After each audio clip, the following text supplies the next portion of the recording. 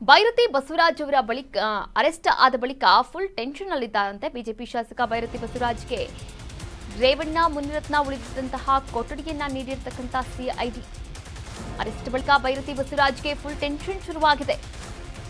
BJP ಶಾಸಕ ಬೈರತಿ ಬಸವರಾಜ್ಗೆ ರೇವಣ್ಣ ಮತ್ತು ಮುನಿರತ್ನ ಅವರು ಉಳಿದಿದ್ದಂತಹ ಕೊಠಡಿಯನ್ನ ನೀಡಿದ್ದಾರಂತೆ ಸಿಐಡಿ ಟೀಮ್. ರಾತ್ರಿ ಸಿಐಡಿ ಕೊಟ್ಟಂತಹ ಊಟವನ್ನ ಸೇವನೆ ಮಾಡಿದ್ದಾರೆ ಬೈರತಿ ಬಸವರಾಜ್ ಅವರು. ಇನ್ನು ಬೈರತಿ ಬಸವರಾಜ್ಗೆ ಮೆಡಿಕಲ್ ಟೆಸ್ಟ್ ಕೂಡ ನಡೆದಿದೆ. ಬೌರಿಂಗ್ ಆಸ್ಪತ್ರೆಯಲ್ಲಿ 2 ಟೈಮ್ ಕೇಳಿರ್ತಕ್ಕಂಥ ಸಿಐಡಿ ಬೆಳಿಗ್ಗೆ 9 ಗಂಟೆ ಮತ್ತೆ ಮಧ್ಯಾಹ್ನ 12 ಗಂಟೆ ಸಮಯವನ್ನು ಕೂಡ ಕೇಳಿದ್ದಾರೆ. ಮೆಡಿಕಲ್ ಟೆಸ್ಟ್ ಬಳಿಕ ಕೋರ್ಟ್ಗೆ ಹಾಜರು ಕೂಡ ಪಡಿಸಲಾಗುತ್ತೆ.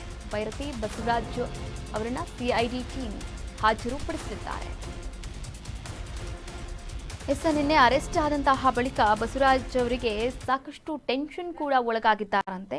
ಇನ್ನು ಬಿಜೆಪಿ ಶಾಸಕ ಬೈರತಿ ಬಸವರಾಜ್ಗೆ ರೇವಣ್ಣ ಹಾಗೆ ಮುನಿರತ್ನ ಅವರು ಉಳಿದಿದ್ದಂತಹ ಸ್ಟೇ ಮಾಡಿದ್ದಂತಹ ಕೊಠಡಿಯನ್ನೇ ಸಿಐಡಿ ಟೀಮ್ ಬಸವರಾಜ್ ಅವರಿಗೂ ಕೂಡ ಕೊಟ್ಟಿರುವಂಥದ್ದು. ಹೀಗಾಗಿ ರಾತ್ರಿ ಸಿಐಡಿ ಟೀಮ್ನವರು ಕೊಟ್ಟಂತಹ ಊಟವನ್ನು ಸೇವನೆ ಮಾಡಿದ್ದಾರೆ. ಬಸವರಾಜ್ ಅವರಿಗೆ ಮೆಡಿಕಲ್ ಟೆಸ್ಟ್ಗೆ ಕೂಡ ಒಳಪಡಿಸಲಾಗ್ತಾ ಇರುವಂಥದ್ದು. ಇಂದು ಬೌರಿಂಗ್ ಆಸ್ಪತ್ರೆಯಲ್ಲಿ ಬೆಳಿಗ್ಗೆ 9 ಗಂಟೆ ಅಥವಾ ಮಧ್ಯಾಹ್ನ 12 ಗಂಟೆ ಈ 2 ಸಮಯದಲ್ಲಿ ಯಾವುದಾದ್ರೂ ಒಂದು ಸಮಯದಲ್ಲಿ ಸಿಐಡಿ ಟೀಮ್ ಅವರನ್ನು ಆಸ್ಪತ್ರೆಗೂ ಕೂಡ ಕರ್ಕೊಂಡು ಹೋಗುತ್ತೆ. ಹಾಗೆ ಮೆಡಿಕಲ್ ಟೆಸ್ಟ್ ಕೂಡ ಮಾಡಲಾಗುತ್ತೆ. ಮೆಡಿಕಲ್ ಟೆಸ್ಟ್ ಆದ ಬಳಿಕ ಕೋರ್ಟ್ಗೆ ಹಾಜರುಪಡಿಸಲಿದ್ದಾರೆ ಸಿಐಡಿ ಟೀಮ್. ಈ ಕುರಿತಂತೆ ಇನ್ನಷ್ಟು ಅಪ್ಡೇಟ್ಸ್ ಅನ್ನು ನೀಡ್ತಾ ಹೋಗ್ತಾರೆ ನಮ್ಮ ಪ್ರತಿನಿಧಿ ಸಂಜಯ್ ಗೌಡ ದೂರವಾಣಿ ಸಂಪರ್ಕದಲ್ಲಿದ್ದಾರೆ. ಸಂಜಯ್ ಗೌಡ, ಈಗಾಗಲೇ ಬೈರತಿ ಬಸವರಾಜ್ ಅವರು ಅರೆಸ್ಟ್ ಆಗಿದ್ದಾರೆ. ತಮ್ಮ ಕುಟುಂಬಕ್ಕೂ ಕೂಡ ಮಾಹಿತಿಯನ್ನ ನೀಡಲಾಗಿರುವಂಥದ್ದು. ಇನ್ನೊಂದು ಕಡೆ ಬೌರಿಂಗ್ ಆಸ್ಪತ್ರೆಯಲ್ಲಿ 2 ಟೈಮನ್ನು ಕೂಡ ಕೇಳಿದ್ದಾರೆ ತಪಾಸಣೆ ಮಾಡೋಕೆ. ಮುಂದಿನ ಪ್ರಕ್ರಿಯೆ ಹೇಗಿರುತ್ತೆ, ಈ ಕುರಿತಂತೆ ಏನೆಲ್ಲ ಮಾಹಿತಿ ಲಭ್ಯವಾಗ್ತಾ ಇದೆ? ಕಾವ್ಯ, ರಾತ್ರಿ ಅರೆಸ್ಟ್ ಆದ ಬಳಿಕ ಅಂದ್ರೆ ಬೈರತಿ ಬಸವರಾಜ್ ಅರೆಸ್ಟ್ ಆದ ಬಳಿಕ ಏನು ದೇವನಹಳ್ಳಿ ಏರ್ಪೋರ್ಟ್ ಇಂದ ಕರ್ಕೊಬಂದು ಅಲ್ಲಿಯ ಎಸಿಪಿ ಆದಂತ ಹರ್ಷ ಅವರು ಏನು ಇಲ್ಲಿ ಸಿಐಡಿ ತನಿಖಾ ತಂಡಕ್ಕೆ ಅವರನ್ನ ಒಪ್ಪಿಸ್ತಾರೆ. ಅಲ್ಲಿಂದ ಅವರ ಪ್ರಕ್ರಿಯೆ ಶುರುವಾಗುತ್ತೆ. ಅಂದ್ರೆ ಅಲ್ಲಿಂದ ವರ್ಗಾವಣೆಯನ್ನ ಮಾಡ್ಕೊಂಡು ಅಲ್ಲಿಂದ ಅವರ ಮೆಡಿಕಲ್ ಟೆಸ್ಟ್ ಇರ್ಬೋದು, ಮತ್ತೆ ಅವರ ಒಂದು ಅಂದ್ರೆ ಹೆಲ್ತ್ ಏನಿರ್ಬೋದು, ಮತ್ತೆ ಅವರು ಎಲ್ಲಿ ಹೋಗಿದ್ರು, ಎಲ್ಲಿಂದ ಬಂದ್ರು, ಮತ್ತೆ ಇದೆಲ್ಲವನ್ನು ಕೂಡ ವರದಿ ಮಾಡಿ ಅದಾದ್ಮೇಲೆ ಅವರು ಹಿಂದೆ ಕೊಟ್ಟಂತ ಹೇಳಿಕೆ ಇದೆಲ್ಲವನ್ನು ಒಂದು ವರದಿಯ ಮೂಲಕ ಏನು ನ್ಯಾಯಾಧೀಶರ ಮುಂದೆ ಇಡುವಂತ ಕೆಲಸವನ್ನ ಮಾಡಬೇಕು. ಇದಕ್ಕೆಲ್ಲ ಸಿದ್ಧತೆಯನ್ನು ಮಾಡ್ಕೊತಾ ಇರುವಂತದ್ದು. ಮತ್ತೆ ಅವರ ಆರೋಗ್ಯ ಹೇಗಿದೆ ಏನು ಇದೆಲ್ಲವನ್ನು ಕೂಡ ಪರಿಗಣಿಸಿ ಈಗ ಏನು ಬೋರಿಂಗ್ ಆಸ್ಪತ್ರೆಗೆ ಕರೆದೊಯ್ದು ಅಲ್ಲಿ ಮೆಡಿಕಲ್ ಟೆಸ್ಟ್ ಅನ್ನ ಮಾಡಿಸುವಂತದ್ದು. ಅದಾದ ಬಳಿಕ ಅಲ್ಲಿಂದ ನೇರವಾಗಿ ಅಂದ್ರೆ ಮೆಡಿಕಲ್ ಟೆಸ್ಟ್ ಮುಗಿಸಿದ ನಂತರ ಏನು ವರದಿ ಎಲ್ಲವನ್ನು ಸಿದ್ಧಪಡಿಸಿರ್ತಾರೆ ಇದರ ಮೂಲಕ ಏನು ನ್ಯಾಯಾಧೀಶರ ಬಳಿ ಹೋಗಿ ಅಲ್ಲಿ ವರದಿಯನ್ನ ಸಲ್ಲಿಸುವಂತದ್ದು. ಮತ್ತೆ 5 ದಿನಗಳ ಅಂದ್ರೆ ಏನು ಕಸ್ಟಡಿ ಸಿಐಡಿ ಕಸ್ಟಡಿಗೆ 5 ದಿನಗಳ ಕಾಲ ವಿಚಾರಣೆಗೆ ಕೊಡಬೇಕು ಅಂತ ಹೇಳಿ ಒಂದು ಮನವಿಯನ್ನ ಮಾಡ್ತಾರೆ. ಅದಾದ ಬಳಿಕ ಏನು ನ್ಯಾಯಾಧೀಶರು ಏನು ತೀರ್ಮಾನ ತೆಗೆದುಕೊಳ್ತಾರೆ ಆ ರೀತಿಯಲ್ಲಿ ವಿಚಾರಣೆ ನಡೆಯುವಂತದ್ದು.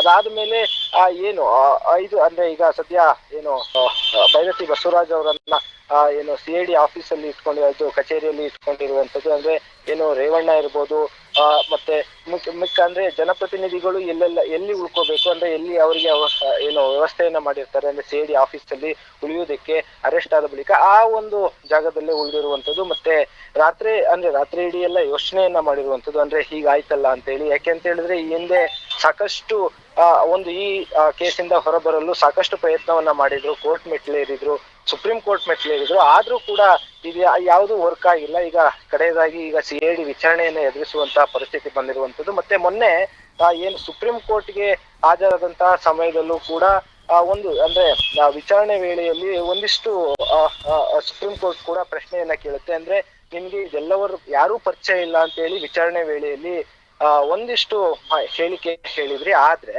ಈ ಎಲ್ಲ ಸಾಕ್ಷ್ಯಾಧಾರಗಳು ಕೂಡ ನಿಮ್ಮ ವಿರುದ್ಧವೇ ಇದೆ, ಎಲ್ಲವೂ ಪರಿಚಯ ಇದೆ ಅಂತ ಹೇಳ್ತಾ ಇದೆ. ಹಾಗಿದ್ರೆ ನೀನು ವಿಚಾರಣೆಯನ್ನ ಎದುರಿಸಲೇಬೇಕು, ಅಂದ್ರೆ ನೀನು ಹೇಳಿರೋದೆಲ್ಲ ಸುಳ್ಳು, ಮತ್ತೆ ಇದು ತನಿಖೆ ಆಗ್ಬೇಕು ಅನ್ನೋ ನಿಟ್ಟಿನಲ್ಲಿ ಈಗ ಒಂದು ಅವರ ಒಂದು ಬೇಲ್ ಅರ್ಜಿಯನ್ನು ಕ್ಯಾನ್ಸಲ್ ಮಾಡಿದಂತದ್ದು. ಈ ಬೆನ್ನಲ್ಲಿ ಈಗ ಸಿಐಡಿ ಕಸ್ಟಡಿಗೆ ಪಡೆದಿದೆ.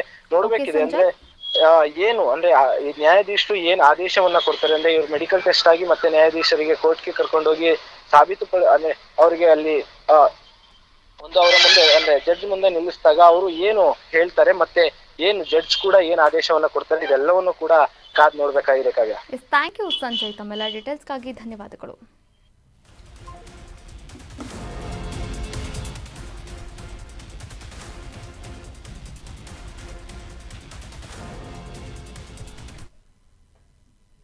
Rowdy sheeter Shivaprakash alias Biklu Shiva murder ಪ್ರಕರಣಕ್ಕೆ ಸಂಬಂಧಪಟ್ಟ ಹಾಗೆ 20ನೇ ಆರೋಪಿ ಅಜಿತ್ ಜಾಮೀನು ಅರ್ಜಿ ಕೂಡ ವಜಾ ಆಗಿದೆ. ರೌಡಿ ಶೀಟರ್ ಬಿಕ್ಲು ಶಿವ ಮರ್ಡರ್ ಪ್ರಕರಣ, ಈ ಪ್ರಕರಣಕ್ಕೆ ಸಂಬಂಧಪಟ್ಟ ಹಾಗೆ 20ನೇ ಆರೋಪಿಯಾದಂತಹ ಅಜಿತ್ ಜಾಮೀನು ಅರ್ಜಿ ಕೂಡ ವಜಾ ಆಗಿದೆ. ಬೇಲ್ ಅರ್ಜಿ ವಜಾಗೊಳಿಸಿದ ನ್ಯಾಯಾಲಯ ಜನಪ್ರತಿನಿಧಿಗಳ ವಿಶೇಷ ಕೋರ್ಟ್ನಿಂದ ವಜಾ ಆಗಿದೆ. ತನಿಖಾಧಿಕಾರಿಗಳ ಮುಂದೆ ಶರಣಾಗಿ ತನಿಖೆಯನ್ನ ಎದುರಿಸೋಕೆ ನ್ಯಾಯಾಲಯ ಸೂಚನೆಯನ್ನ ಕೂಡ ನೀಡಿದೆ. Rowdy sheeter Shivaprakash alias Biklu Shiva murder ಪ್ರಕರಣಕ್ಕೆ ಸಂಬಂಧಪಟ್ಟ ಹಾಗೆ ಈಗಾಗಲೇ ಬೈರತಿ ಬಸವರಾಜ್ ಅವರನ್ನ ಕೂಡ ಅರೆಸ್ಟ್ ಮಾಡಲಾಗಿರುವಂಥದ್ದು. ಹಾಗೆ 20ನೇ ಆರೋಪಿಯಾದಂತಹ ಅಜಿತ್ ಜಾಮೀನು ಅರ್ಜಿಯನ್ನ ಕೂಡ ಸಲ್ಲಿಕೆ ಮಾಡಿದ್ರು. ಆದರೆ ಜಾಮೀನು ಅರ್ಜಿಯನ್ನ ವಜಾ ಮಾಡಲಾಗಿದೆ. ಈ ಕುರಿತಂತೆ ನ್ಯಾಯಾಲಯ ಕೂಡ ಸೂಚನೆಯನ್ನ ನೀಡಿರುವಂಥದ್ದು. ತನಿಖಾಧಿಕಾರಿಗಳ ಮುಂದೆ ಶರಣಾಗಿ ತನಿಖೆಯನ್ನ ಎದುರಿಸೋಕೆ ಸೂಚನೆಯನ್ನ ನೀಡಿದೆ ಅಜಿತ್ಗೆ. ಹೀಗಾಗಿ ಬೇಲ್ ಅರ್ಜಿ ವಜಾಗೊಳಿಸದೆ ಜನಪ್ರತಿನಿಧಿಗಳ ವಿಶೇಷ ಕೋರ್ಟ್ನಿಂದ ವಜಾ ಆಗಿರುವಂಥದ್ದು ಈ ಒಂದು ಅರ್ಜಿ.